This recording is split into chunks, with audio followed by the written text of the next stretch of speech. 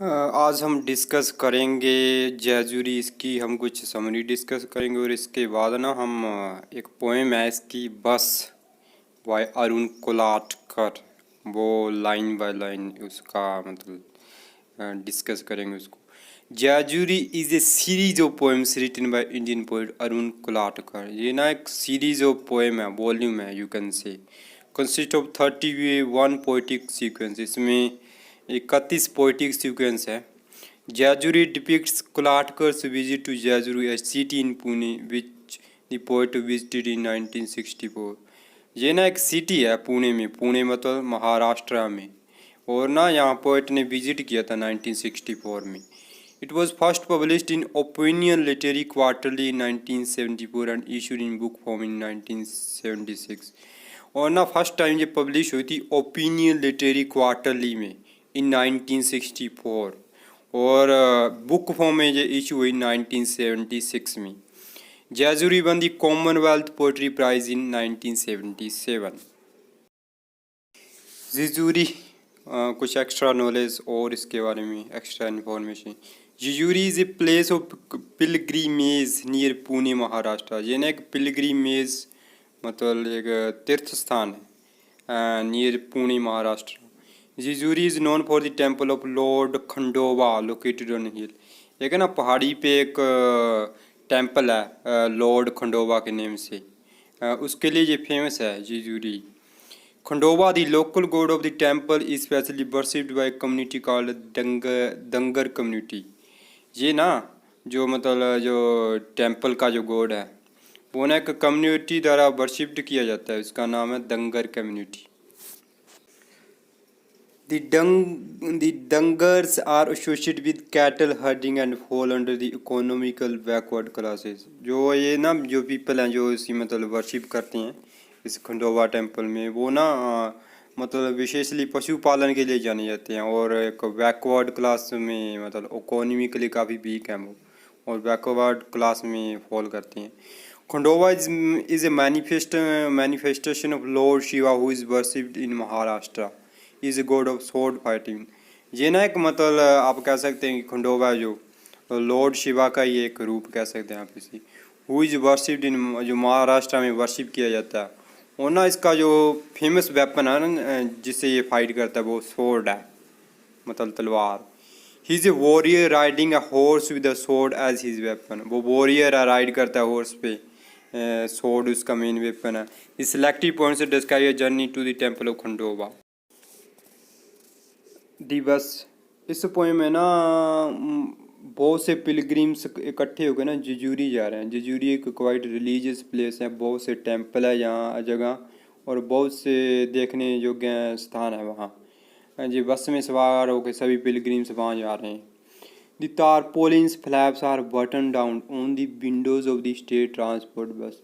जो तारपोलिन की सीट्स थी ना वो थोड़ी सी नीचे कर दी गई ताकि आउटसाइड का व्यू जो है वो देखा जा सके खिड़की से। वो स्टेट ट्रांसपोर्ट बस में सारे सवार हैं।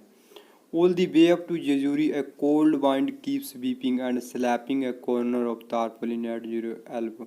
क्या कहता है कि जेजुरी के सभी रास्ते में ना मतलब कोनी के पास एक थोड़ी सी मंद सी हवा चलती रहती है, मंद और ठंडी हवा सरसराट करती रहती है, विस्परिंग सी करती रहती है, और एक कॉर्नर ना तारपोलिन का उसे स्लैब करती रहती है, थोड़ा थोड़ा मतलब उसे हिलाती रहती है। You look down to the roaring road, you search for the sign of daybreak in what little light spills out of the bus. जब आप बाहर देखते हैं ना तो आपको रोरिंग रोड दिखाई देती है जो क्वाइट नोइजी है, रोज प्रोड्यूस कर रही है। You search for the signs of daybreak in what little light spills out of the bus. आप ना आपको थोड़ी सी साइंस मिल सकते हैं अभी अर्ली मॉर्निंग के, डे ब्रेक की, जब आप एक लिटिल लाइट की रे देखते हैं, एक लाइट की किरण जो कि बस से आउट स्पिल हो रही है, बिखरी हुई है। Your own divided face in the pair of glasses on an old man's nose is all the countryside you get to see। वहाँ एक ओल्ड मैन बैठा है, उसने पेयर ऑफ ग्लासेस पहन रखे हैं, और उसके फेस से आप क्या देख सकते हैं, आपके डिवाइडेड फेस मतलब आपकी दो दो मतलब पिक्चर आप देख सकते हैं उसके ग्लासेस से, क्योंकि इसके उस पे शेडो पर ये दो दो फेस दिखाई दे रहे हैं। Is all the countryside you get to see, और आपको कुछ भी देखने को एक्स्ट्रा नहीं मिलता, आप पूरी कंट्री साइड होल वे में बस आपको वही देखने को मिलती है। फिर पोइट क्या कहता है, you seem to move continuously forward towards a destination just beyond the caste mark beyond his eyebrows. वो क्या कहता है कि आप ना लगातार मूव करना चाहते हैं फॉरवर्ड, अपने मतलब डेस्टिनेशन, अपना जो मंजिल की तरफ है, just beyond the caste mark beyond his eyebrow. आप उससे ना मतलब बियॉन्ड जाना चाहते हैं, जो कि ओल्ड मैन है उसके मतलब माथे पे ना एक तिलक लगा हुआ कास्ट मार्क है, जैसे कि वो हिंदू रिलीजन पर्सन हो, ऐसा उसका कोई मतलब कास्ट मार्क लगा हुआ है। eyebrow. Outside the sun has risen quietly. It aims through an eyelet in the tarpaulin and shoots at old man's glasses. बाहर जब आप जो व्यू देखते हैं, सन राइज कर रहा है क्वाइटली, वो क्या कर रहा है, उसका क्या है, सन का क्या है कि वो ना एक तारपोलिन से through an eyelet in the tarpaulin and shoots at the old man's glasses.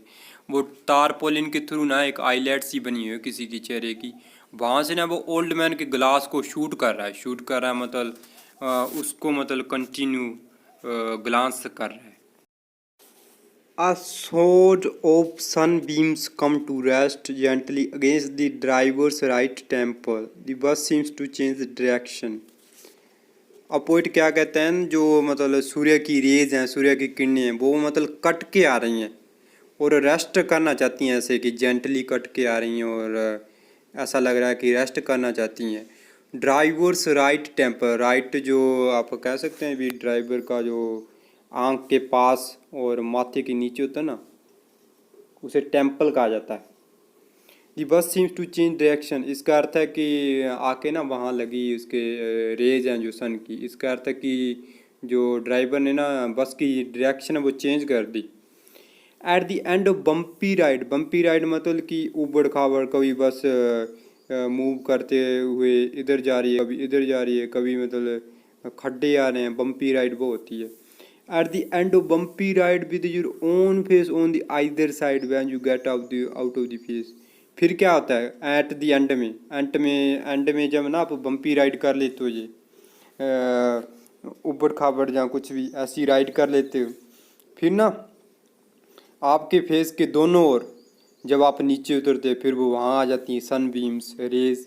When you get off the bus, जब आप बस से नीचे उतरते हैं तो फिर आपको वो क्लियर दिखाई पड़ने लग जाती हैं। You don't step inside the old man's head, इसका अर्थ है कि अब सभी पे सन बीम्स पड़ने लग गई हैं और पहले ओल्ड मैन की तरफ देखने की ज़रूरत नहीं, पहले ओल्ड मैन पे पड़ रही थी उसके ग्लासेस से होकर सन बीम्स, और अब सभी की ओर आने लग गई हैं, इसलिए ये कह रहा है। And the poet think that all man and women all peoples are equal before God, there is no little nor bigger before him, he is almighty and he respect all. And the tone of the poem is a little bit satirical because this man, old man, belonged to a Brahman family, which is a superior caste in Hindu religion. And thanks a lot in this video. God bless you.